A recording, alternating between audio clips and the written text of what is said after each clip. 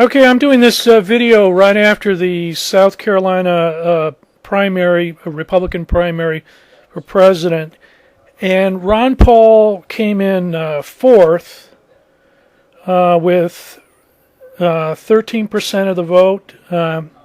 He was behind the Romney, Gingrich, and Santorum, and then Ron Paul is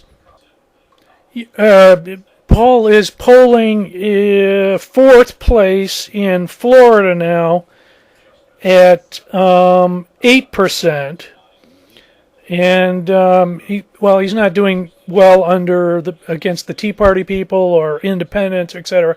Now I've got all these Confederate flags here because Ron Paul spoke before an audience of what we call neo-Confederates who think that the Civil War. Oh, and this is Chuck Baldwin. I guess he ran as a Libertarian candidate, but apparently Chuck Baldwin is a neo-Confederate too. He keeps flying the Confederate flag and says the Civil War wasn't necessary or just. Okay, so you can find this neo-Confederate speech by Ron Paul. It's on YouTube. It's where he's standing in front of a Confederate flag. And then you can also hear him on mainstream media talking about, well, the Civil War really wasn't necessary.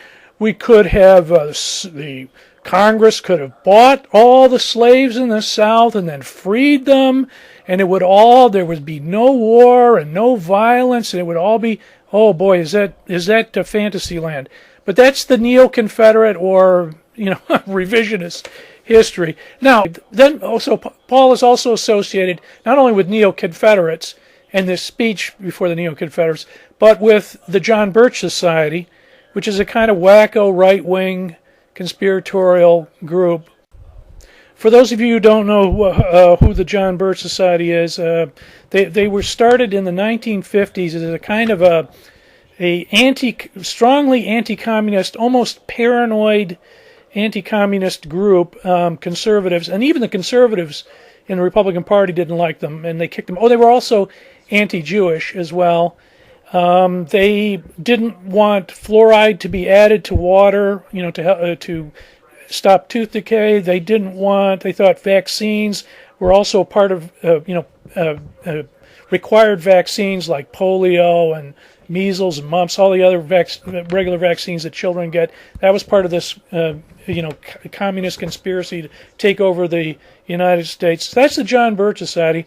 Now, Ron Paul spoke before I think it was the 50th anniversary of the John Birch Society. So that tells you a little bit more about Ron Paul's kind of extremist conspiracy, fear-mongering approach here this time. Now, this last part of the video here is going to be Ron Paul's newsletters, which went over a period of 10 years or 15 years, and it was titled the Ron Paul Report, and it was entitled the Investment Report, and now this one I got is the Freedom Report.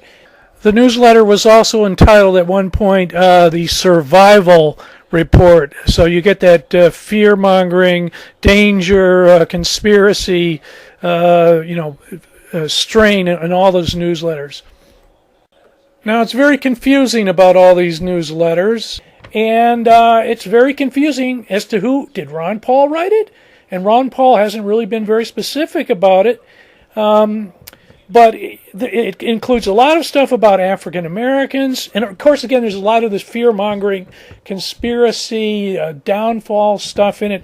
It talks about African Americans, racial war.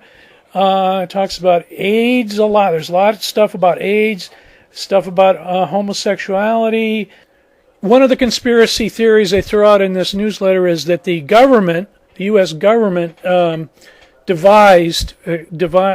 invented or devised the AIDS virus.